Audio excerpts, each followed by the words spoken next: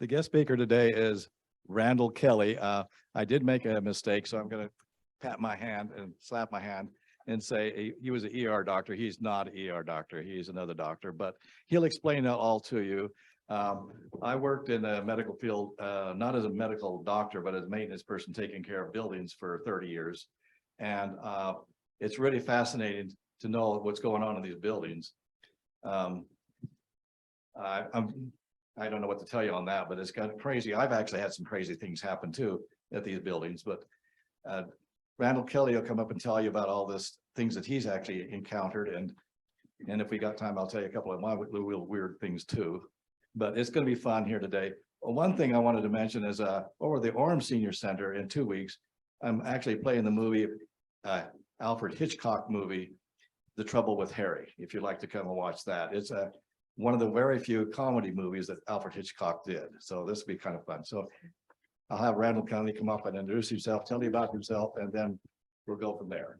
Yeah, 2 weeks. 2 weeks from this Monday. No, This week. one week from this coming. Yeah, Monday. 1 week from this Monday. Yeah, Yeah, it's a really good movie.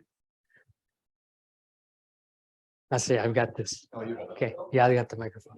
So, well, hello there. Good morning, everybody. My name is Dr. Randall Kelly, and so I was going to start off and tell you a little bit about how a person becomes a physician in the United States of America, and then go on and tell you after that some funny experiences, bizarre sometimes experiences that I've had, okay, in my career as a physician. So, you know, most people who get into medical school, first of all, most of them have a bachelor's degree in something. In other words, they've been to college for 4 years before they try to get into medical school. But every once in a while, a person who has had just 3 years of college, not an associate's degree, 2 years, but 3 years of college, tries to get into medical school and they get in, okay? So just every once in a while, 3 years of college, you get in, but most people who get in have a bachelor's degree or some other degree even higher than a bachelor's degree, okay?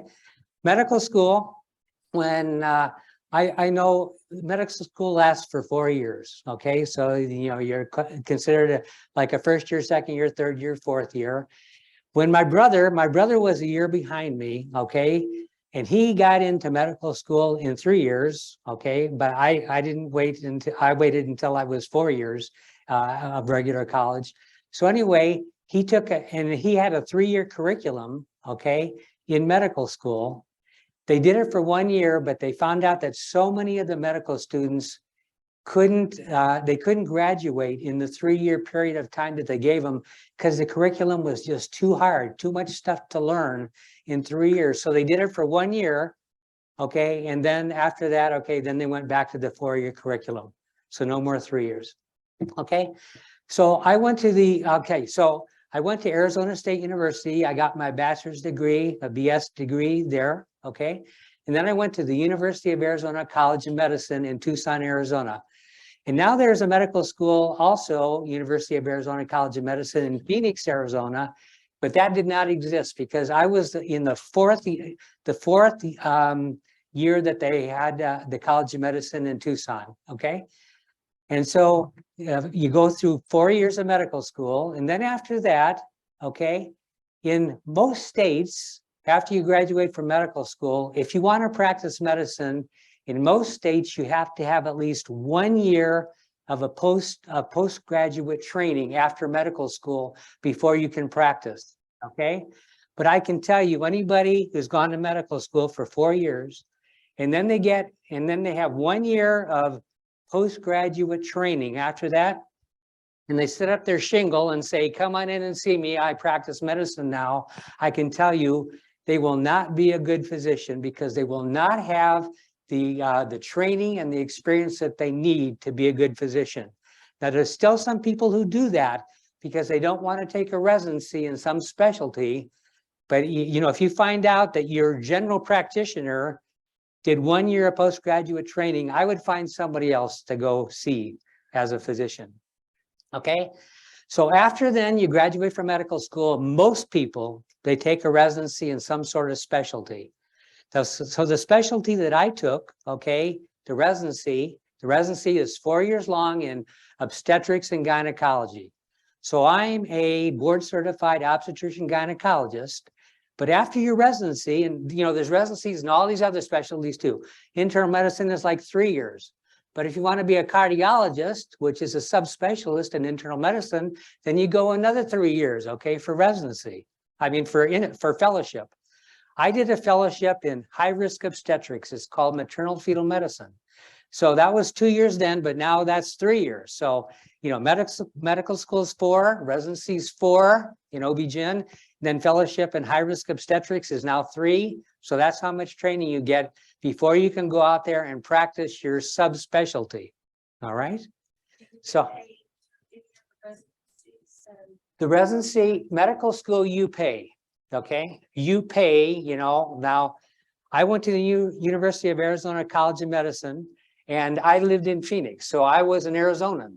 Okay, so when I paid, my dad paid for me. Okay, each semester was $666. Can you believe it or not? If you were a resident of Arizona. Now, if you were not a resident, like maybe you came from Montana where they don't have a medical school and you wanted to go to Arizona, it'd probably cost you what, $15,000 at least a semester. I mean, tons of money. But because Arizona just started this new medical school and they wanted new physicians, okay, we didn't have to pay very much to get to medical school. But in residency, then they pay you. The hospital where you work or the medical institution where you work, okay, they pay you.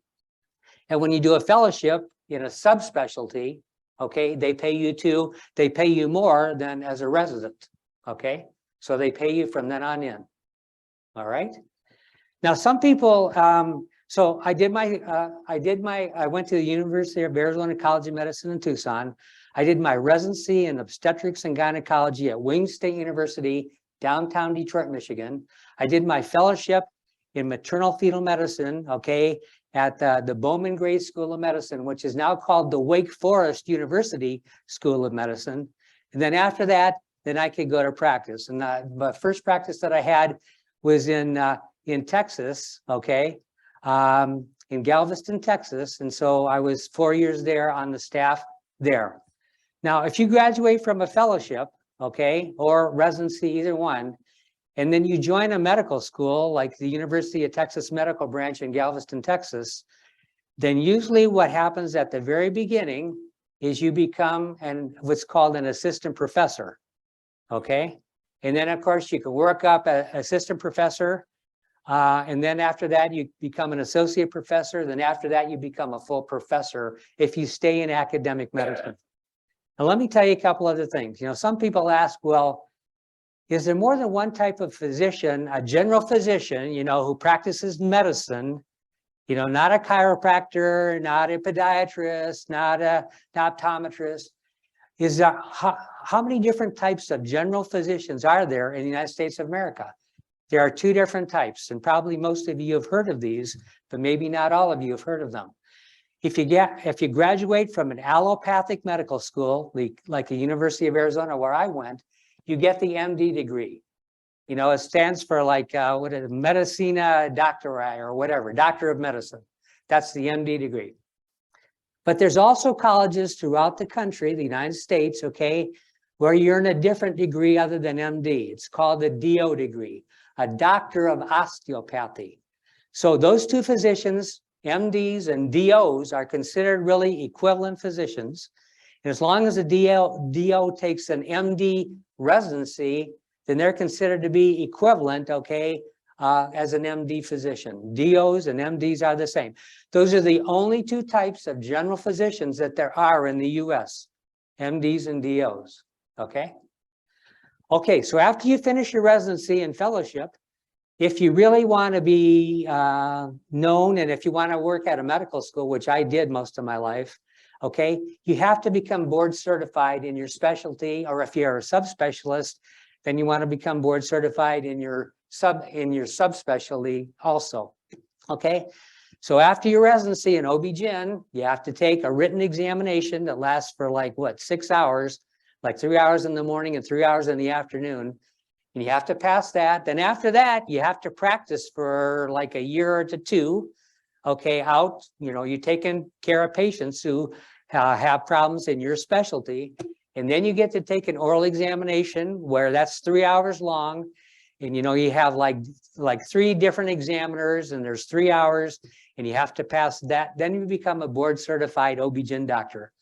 And then if you want to pass a subspecialty fellowship like I did in maternal fetal medicine, you have to take another written examination when you've finished your fellowship there. And then you take another oral examination to be board certified in your subspecialty. Okay. So then you can practice medicine. And of course, most states then you have to get a license to be able to practice there. So I'm retired now.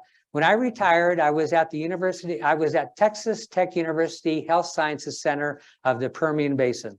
Now, Texas Tech University, their headquarters is in Lubbock, Texas, but I was in Odessa, which is what, about 140 miles south, okay, of Lubbock. And I became a full professor there of OBGYN. I took care of the high-risk clinics because I was a high-risk obstetrician. I took care of pregnant ladies, okay, and then their prenatal care, their delivery, and then their postpartum care. That's what I did. And I staffed the high-risk clinics. And when I would cover labor and delivery with the resident doctors that were working with me, we do all the deliveries of all the Texas Tech patients that would come in. And, some patients would come to gynecology, to the emergency room, and we'd have to go down and see them there. And sometimes they had to be admitted. Okay. Does anybody have any questions about what you have to do then to be a physician in the United States of America? And you know the difference between an MD and a DO. Okay. And a lot of people, they don't want to take all of that time to get there. And, you have to, sometimes people, they're getting, they're a straight C student in school. Okay. If you're a straight C student, I can tell you, you're never going to get into medical school if that's the way you are. And if you do that when you go to the university, you'll never get into medical school because you have to be like, at the top of your class to get in there. Okay. Yeah. Sorry, let me control the camera too. Quick question. I used to work as a data manager for a hospital in Anchorage, Alaska, and the custodian was Hispanic and he was a doctor in Mexico. But when he comes to the United States, he was a custodian waiting till he could jump through certain hoops so that he could then practice medicine in the United States. Do you happen to know in the experience what kinds of things foreign doctors would need to do to be able to practice medicine here? Well, I know that, I don't know about every state, okay, but I know that in some states, they would require that physician, okay, from Mexico, go through a whole nother residency, not medical school again, but a whole nother residency, and then, and successfully complete it, okay, and then they could practice in that state, get a license in that state to practice, okay? So maybe he didn't want to do another residency. I don't know. Or maybe he was waiting for something to happen. Okay. Yeah. Okay. Trying to get one. Yeah. Yeah. What about a physician's assistant? Do they have to go through all that too? No. Or is it just A physician's assistant? You do have to take, I think, some preliminary courses as an undergraduate. Okay. And I'm not sure exactly how much undergraduate training they have to have, but PA school, what is 2 years long, I think? Okay, and they go through rigorous training, but there's certainly nothing like an MD or a DO. Yeah. My son is a PA in Texas, and that exam is a doozy. And he went to a PA school in Las Vegas. And when it's time to take the exam, some of his classmates would take it over and over and over, the practical, to be able to practice as a PA. And then it has to be renewed, have to take it again a few years later. So they're always dreading that exam because it's really quite challenging. I think in just about every state now too, to be a physician and continue to practice, you have to have continuing medical education. And if you want to stay board certified, you have to take another examination, okay? Not usually another oral, which the orals are, whoa, they're hard, but Not another, you have to take written examinations all the way through too, okay? And I'm still board certified physician, and I have my license in Utah, even though I'm retired, okay? So now I have to read all these articles and take these little tests, open book tests on them to continue to be board certified year after year after year. In answer to Tom's question, I worked for the Division of Professional Licensing for 10 years. And I was the secretary for it. And on the foreign doctors and stuff like that, they would have to come in and prove that they had met all of the qualifications to be a doctor. We had a whole list of things, so many hours of this, that, the other, certain classes, everything. And I had hundreds of pages they had to go through and prove that they were equal to our standards. Okay, so let me tell you about some funny experiences I've had throughout my life. So the first one I'm going to tell you about is I'm covering labor and delivery. This is when I'm a resident downtown Detroit, Michigan. I'm a resident, okay, and I just out of the corner of my eye, I see, this couple get off the elevator going down the hallway to the nursing station in labor and delivery, okay? And I didn't get to really see the couple very well, but then I just seemed like one was in a wheelchair and the other one was behind the one in the wheelchair, and they were just getting off the elevator when I saw them. So then I go down the hall, okay, and I'm seeing all these other patients in labor and delivery walking around to each of the rooms, okay? And anyway, so my partner, okay, they asked him to go see the patient. No, wait a minute. They didn't ask my partner to see the patient. I was a senior resident. I had a junior resident who was working with me, but they didn't ask him to go see the patient. So they found me in the room. I was with another patient in the room, and they came to me and they said, Dr. Kelly, we have a patient for you to see in the triage room. And I said, well, why don't you just have Dr. I can't remember who my resident was, the other resident who worked with me. I said, why don't you have him go see the patient? And the nurse looked me right in the eye and she said, Dr. Kelly, when you come into the room, you'll see the reason why you have to see this patient. Okay. So I go down the hall and I go into the triage room, and there sitting on the exam table, okay, is a man, okay, with a gown on. So I asked him, I said, I didn't say sir, I said, you look like you're a man, this is labor and delivery where we have babies, okay? Men don't have babies. So why are you here? And he's in a gown and everything because the nurses had him get in a gown. So he said, doctor, you don't understand, okay? I'm here to have my baby. And I said, but I said, men don't have babies. And he said to me, doctor, I'm bisexual, which has nothing to do with having babies. He says, I'm bisexual. I have the organs of a man and a woman. And I'm here because I'm pregnant and I'm here to have my baby. And I said, to myself, like, whoa, so then what I did is I said, so do you want me to examine you? He said, well, of course. Okay. So I said, well, okay, go ahead and lie back on the pelvic exam table here. Go ahead and lie back on the table and put your feet in we used to call them stirrups, but we call them footrests now because stirrups doesn't have a very good connotation anymore. Okay. So he puts his feet in the footrest, and of course his gown's still over his bottom, and nobody can see it then. And then when he's doing that, all these nurses, they're all females, they all come into the room like, what is going to happen now? And I'm going, whoa, So then, okay, I lift up his gown and I look at him, and everybody else is looking at him too. And so then, I look at him and he's just totally male. I can't find anything to go along with female at all.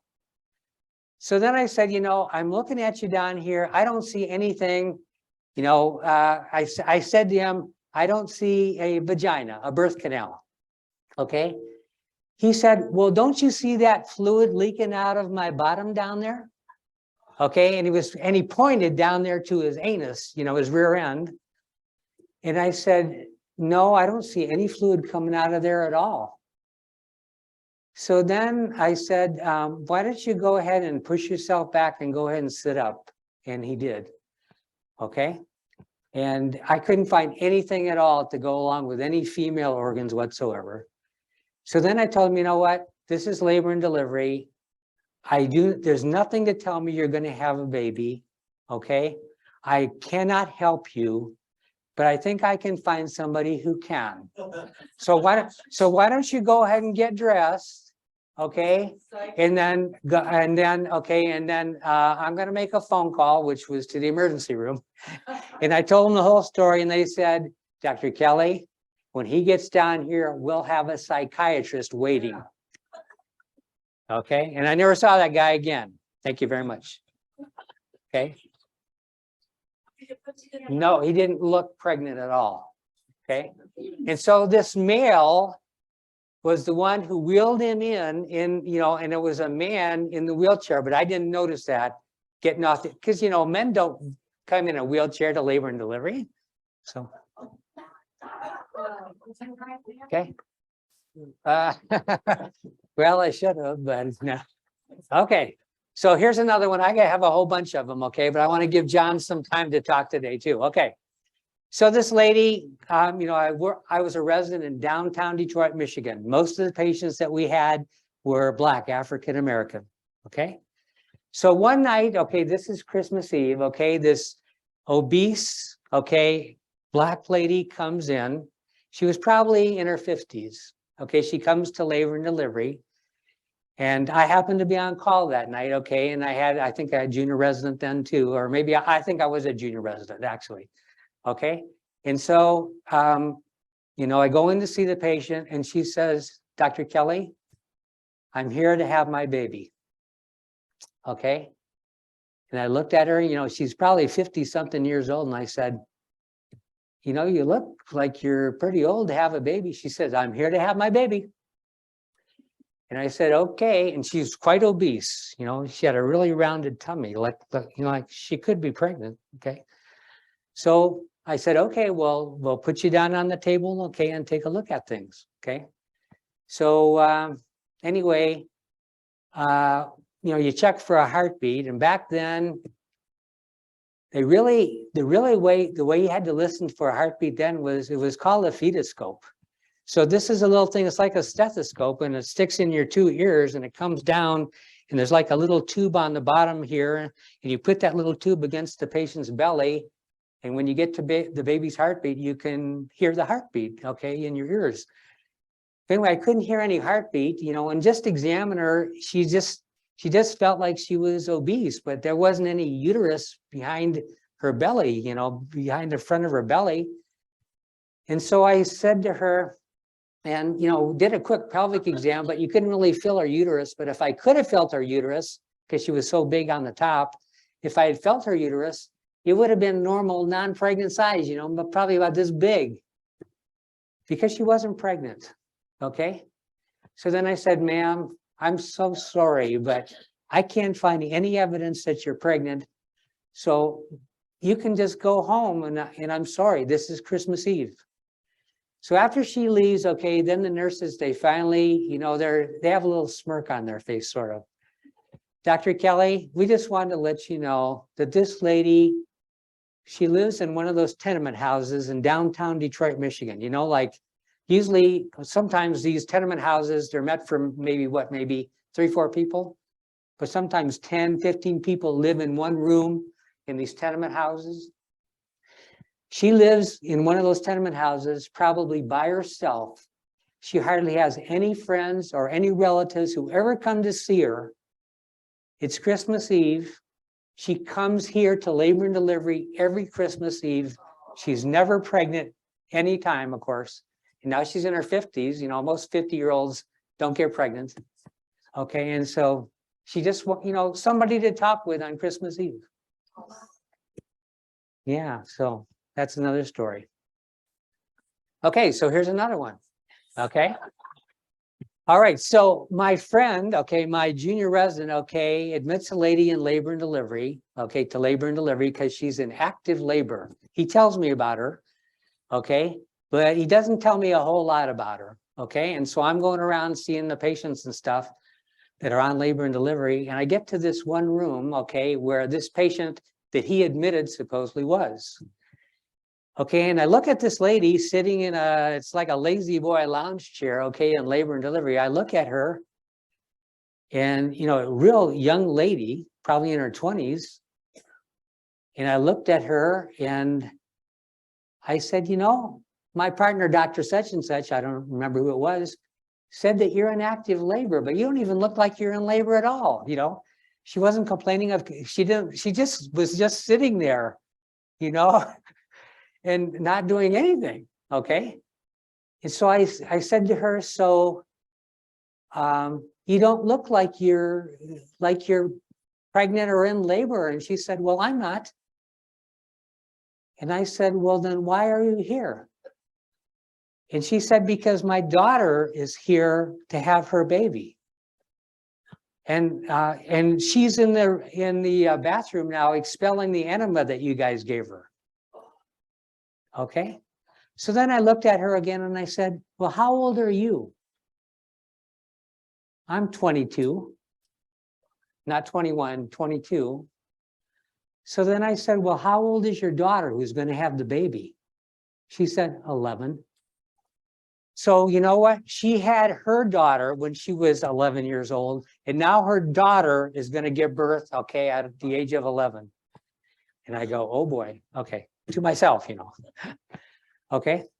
So then anyway, I went off shift then, and I think that 11-year-old, most of them can't deliver the normal way because their bones are just not big enough down there. And so she probably had a cesarean, but her baby was fine. Okay. And so that's another strange story. No fathers. Huh? No fathers. No. Okay. So let me think here. I want to just make sure I cover all these. Okay. So I'll tell you about another experience, okay, about in the clinic. Now, I'm an attending physician at Texas Tech in Odessa, Texas. And the residents, I was not the attending for this particular resident, but all the patients essentially needed to be seen by the attending after the resident saw them in the clinic, okay? So one day, okay, this person comes, okay, all dressed up, makeup on, hair all made up and stuff, okay, comes to the clinic to be seen. Okay, and they put this person, okay, into the exam room there, and the resident goes in, and, the patient really has a really low voice for a female. So he just looks at her a little bit more, looks at the patient, I should say, a little more closely, nice dress, okay, well-dressed, okay, hair all made up, makeup on the face, everything else. And looks real carefully at the person and says, you know what, this is a guy. Okay, so, the resident, I guess, said to him, you look like you're a guy dressed up like a female, like a woman. And, the guy, I guess, finally said, well, yeah, you caught me, sort of deal. Okay, so I think they just let him go home. But, weird things happen. Okay, so that was another weird thing. Yeah. Mm-hmm. It seems like about 5 years ago that I heard, it was on the news, heard of a case where a man, I guess 2 men were married, and one of the men got hormones and all to where he was able to carry a baby. Am I remembering wrong? No, that actually happened. That's what I'm wondering. What do they have to do to make that possible for a man to carry a baby? Yeah. Well, they were, I guess, I don't know the exact how they do it, okay, but I would imagine they would have to take out all of his internal organs. They'd have to put a uterus inside of him, you know, if he's going to actually carry the baby. And he gets all of these female hormones and all this stuff to help him reject, so he doesn't reject the uterus inside. You know, I think I hate it. I don't like it at all. I don't like this. Okay. And then, you know, and then the male afterward, he's got all these female hormones, so he gets breast development and stuff, you know, and he's nursing the baby. That was in Time magazine. You saw him nursing the baby, and I'm going, I hate this. I think it's just junk. Okay. But it's happened. Okay. Yeah. So would that baby then be delivered cesarean? I have to be cesarean. Yeah. Yeah. Have to be That's cesarean. what I was assuming. Yeah. As far as I know, well, they were nursing the baby. Yeah. So, yeah. Okay. All right. So now let me tell you about one more. Okay. So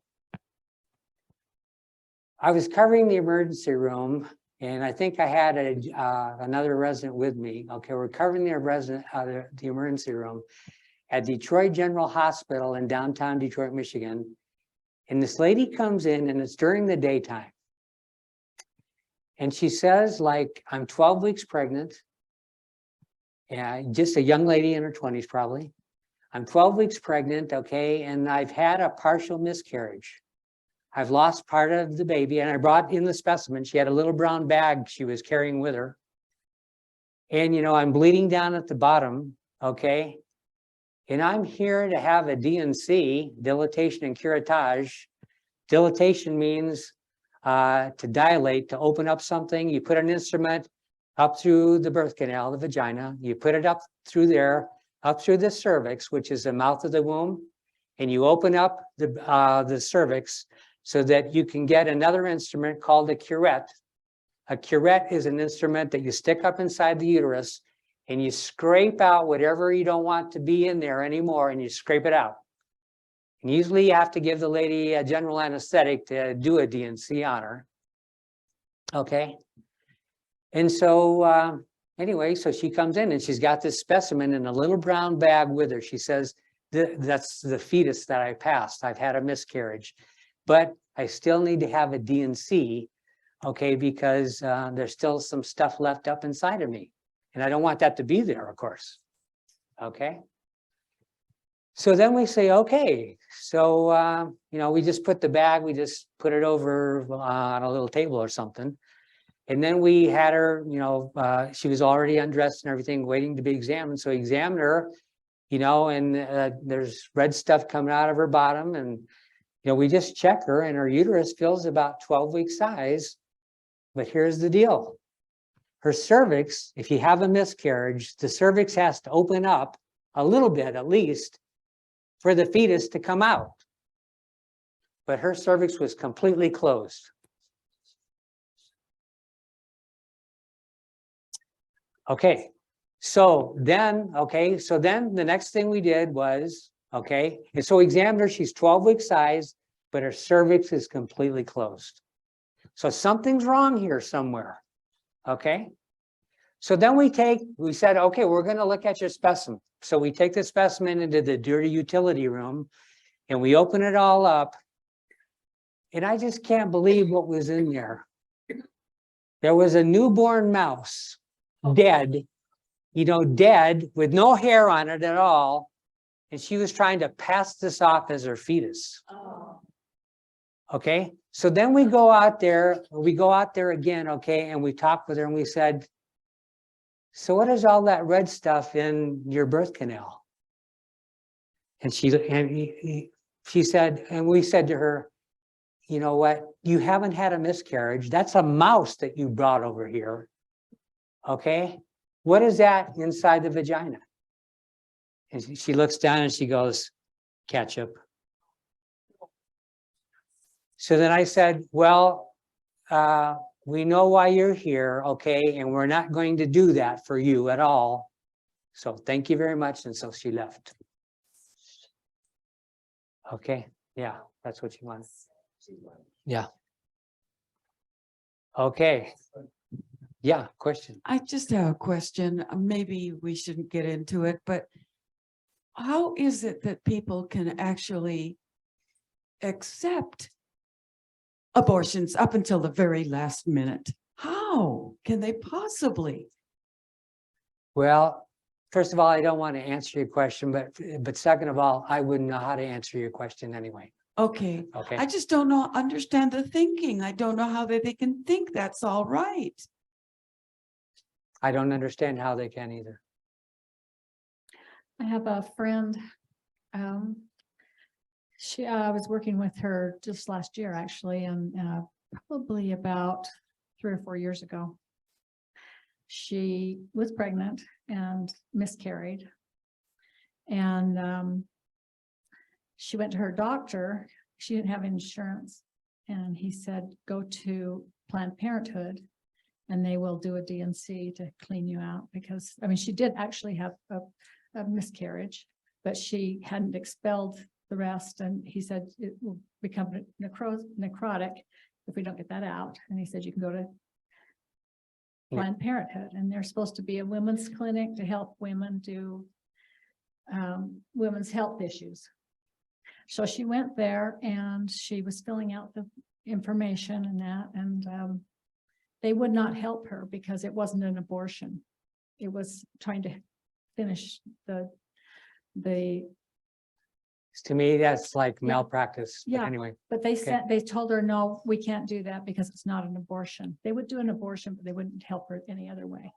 And so she went back to her doctor. He gave her some medications that would help her expel that. But yeah, that was just pathetic to me. yeah. So I have one more to tell you about, okay, and then can let John come up here, okay? So when I was a medical student, University of Arizona College of Medicine, okay, and now I'm as a third-year medical student, you go through all the different specialties to try to figure out, like, what do I want to be when I grow up, sort of thing, okay? So I'm on, so now I'm on obstetrics, okay, as a medical student, okay? So I wasn't even a resident at that point in time yet. But anyway, back then, okay, when you had a premature baby, and the University of Arizona College of Medicine, they took care of any pregnancy, no matter how far along you were, because they had a neonatal intensive care unit. Of course, some babies that, when you deliver a baby, if you deliver on your due date, you're 40 weeks gestation, 40 weeks. If you deliver at 38 weeks or greater, you're full term. If you deliver at 37 weeks or greater, you're term. If you deliver prior to 37 weeks, you have a preterm baby, okay? So some 22-weekers make it these days, but most of them don't. Some 23-weekers make it these days. Most of them don't. Probably most 24-weekers do make it, but most of them are damaged and they're not normal as they grow up, okay? But back then, if you're going to deliver a preterm baby who is, coming down head first, because if it was preterm and the baby wasn't coming head first, you had to do a cesarean on them. But if the baby was coming head first, then always, always, always, you would put forceps around the baby's head and deliver the baby with the forceps, with the idea being, but it's not true, that the forceps would help protect the walls of the vagina, squishing the baby's head and maybe causing brain damage. That doesn't happen. Even in a real premature baby, it doesn't happen like that. But anyway, every baby who was preterm, who was going to deliver, you had to put the forceps on. Okay? And put it on their head. The head was coming first. You put the forceps on, you gently deliver the baby with the forceps. So, a fourth-year resident, real burly female, okay, resident, okay, this preterm baby is going to deliver. I think it was, I don't know, maybe around 32 weeks, something like that. The 32-weekers usually do quite well. But anyway, she put the forceps on and she tried to pull the baby's head, but it just wouldn't budge. The baby wouldn't come. So then she put her feet, I can't do it really, up against the bottom of the table so she would have more forced to pull the baby. And you guys all know what happened. She pulled the baby's head off. Okay, for real. Yeah. So that, she killed the baby right like that. Baby's dead. Okay, she pulled the head right off. Yeah. Yeah. Okay. Yeah. And of course, I think this was in a time like the attending physician that wasn't in the room back then. Now all deliveries, okay, the attending, not just the resident, the attending has to be in there too for the delivery. Yeah, John.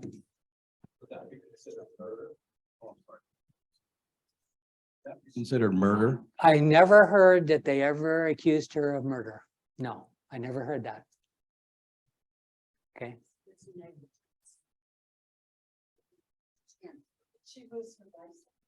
No, she graduated from a residency and she went on to practice. I was, with that little story, I want to give you a funny ER experience. Yeah. Okay, yeah.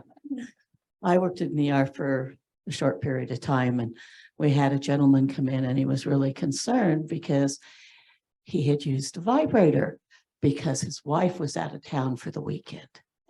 And we're all going, okay. He says, how am I going to tell her it got there? We said, we all know how it got there. It's why.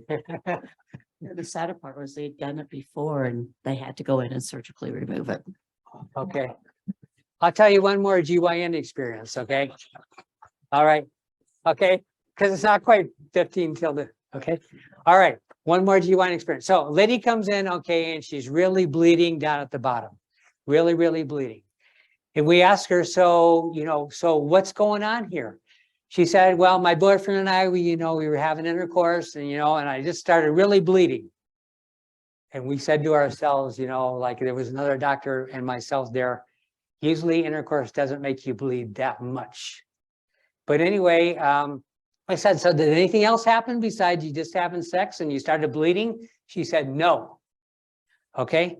So what we did was we had to put her to sleep to be able to, we examined her real quick and there was all this blood coming out. So we had to put her to sleep real quick and find out where the bleeding was coming from, and then try to, put sutures around it or do something to stop the bleeding.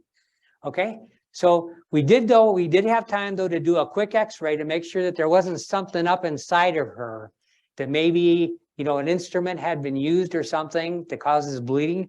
And maybe that was up inside of her or something. There was nothing that we could see. So we go up inside there and, open her up with the speculum and everything else and look in there.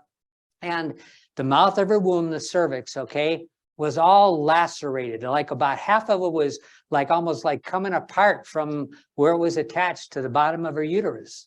Okay, there was a big laceration there. So of course we just sewed it up real quick. I think we had to give her a unit or two of blood because she had so much bleeding from this. Okay, we sutured it up, the bleeding stopped, and that was it. She wasn't having a miscarriage, she wasn't pregnant, okay? She wasn't on her period, nothing else was going on.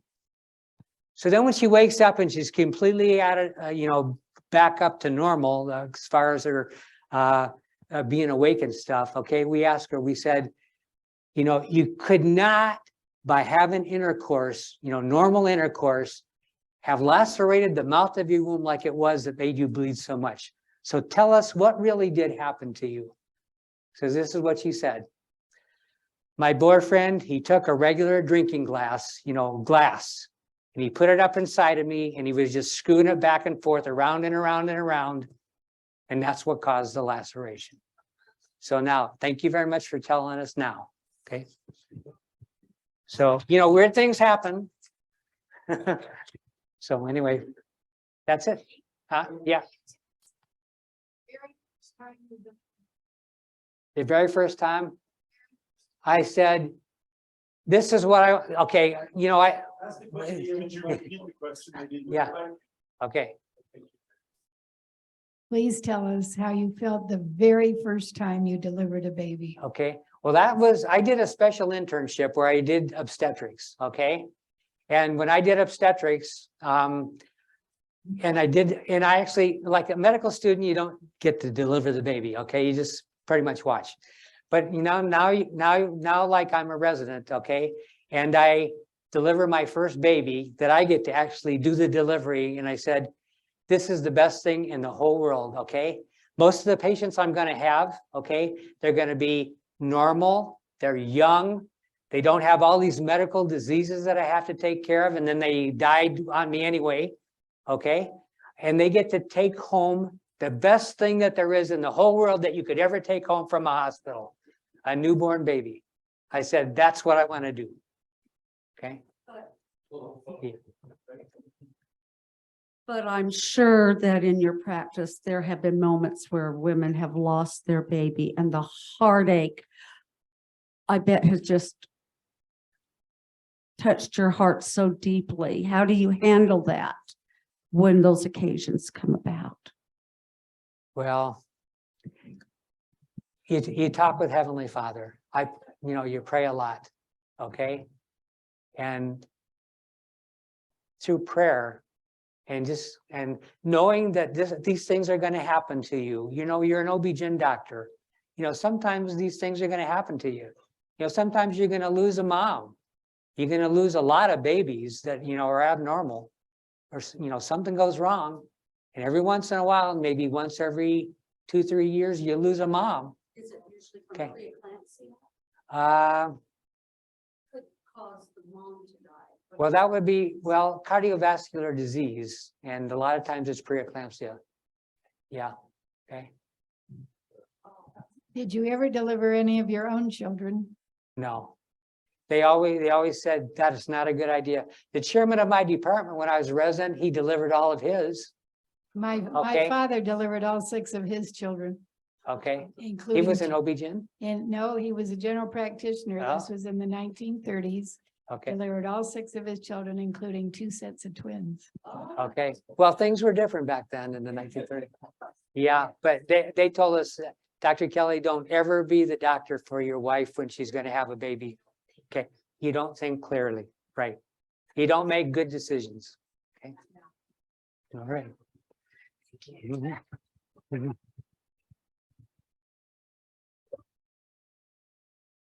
Wasn't that wonderful? Yeah. I wanted to make mention about a couple of, I was at the medical facilities for 30 years, and I wanted to make mention a couple of times I was called into the treatment room, or you can call it operating room, to help out. The first one I wanted to mention was I got called by the doctor to come in, and they wanted to know if I had a pair of pliers and a vice grips. And this is true. And I says, well, yes, go get them. So I brought my vice grips and my pliers over, and they had the patient there with his hand on the operating table. Well, it's more like an exam table, but it's a little more, but anyway, he's laying there with his hand there. So I put the, I put the clamp, the vice grips on the object that we were working with.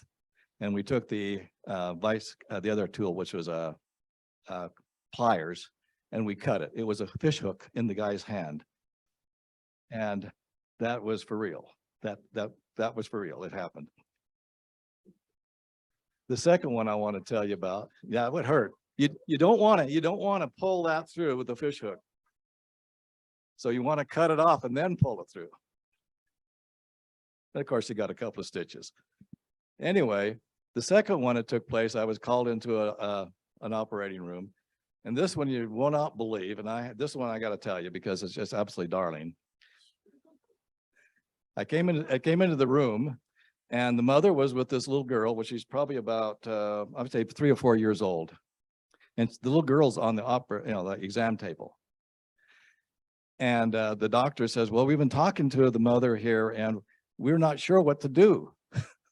I'm like, I'm looking at the little girl too. What had happened to the little girl was playing, and I think she fell asleep, and a toy wind-up car had wound it around her head and the hair, and it stuck to her head.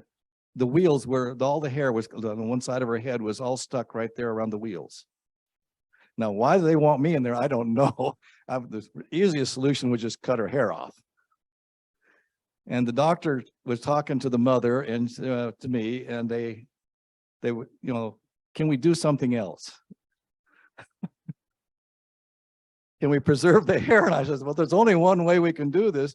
And I asked the mother, I says, if you can talk and be very patient, I'll take each and one of the hairs and take off around the wheels, and we'll save rather than cut the hair out. For the next hour, that's what I did. So we saved the little girl's hair.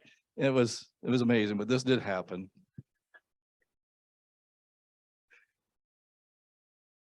The third one I needed to tell you about was the ghosts. Oh yes, ghosts.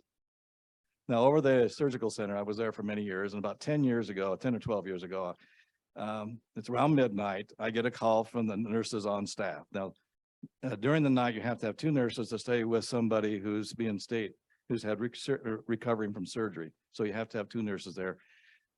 And so around midnight, I get the call. I'm in bed asleep. I wake up. I answer the phone. We hear weird noises down here. We think they got ghosts down here. They were scared. They're in the place all by themselves. The place is locked up. Can you imagine being like that? And so I have to get dressed. I drive down there. And every so often we hear this weird noise, like a ghost walking around, chunka, chunka, chunka, chunka. It's very silent, very low key. It's the truth. And I'm like, okay.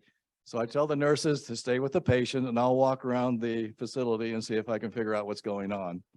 And of course, I think it's about every 5 minutes, this noise comes on, And finally, I go back into the operating rooms, and I'm checking out the operating rooms, and I found the culprit. I killed it.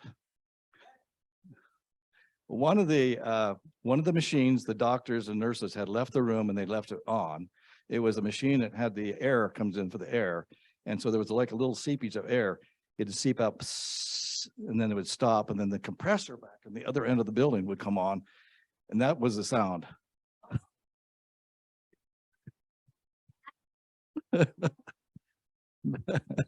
But that was really for true. And I told the nurses, okay, you're okay. Well, the ghost should go away now, and you'll be fine. But I wanted to make one more mention of this here, Dr. Kelly's. I did have, my granddaughter was born about 14 years ago. She was born preemie, very preemie. The mother had lost her water early, and way too early. So the doctor had to keep her in, they kept her in bed rest for almost a month. And then finally they brought her in, and she had the baby. And the baby then went to the NICU unit in the University of Utah. And her fingers, I couldn't believe it. I went up there, and the fingers were just about like that big, the little hand, just very, very small. And it was really heartbreaking and stuff just to see her so small. But now she's 14 years old. She made it. Anyway, this is the presentation for today, and hope to see you next week or 2 weeks. Oh, we got a question over here.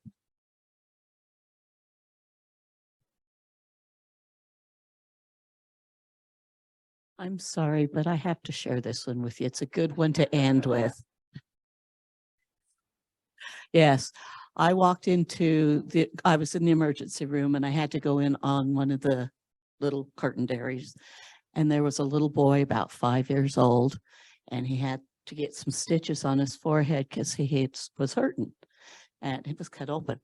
And so, of course, the doctor put the green cloth over his head because they have a hole in it, so they can do the surgery around in it. And the little boy just looked at me and says, "Doctor, how can you see what you're doing?" So he had to explain there was a hole that he could see the injury, that he wasn't just going to be sewing through the cloth.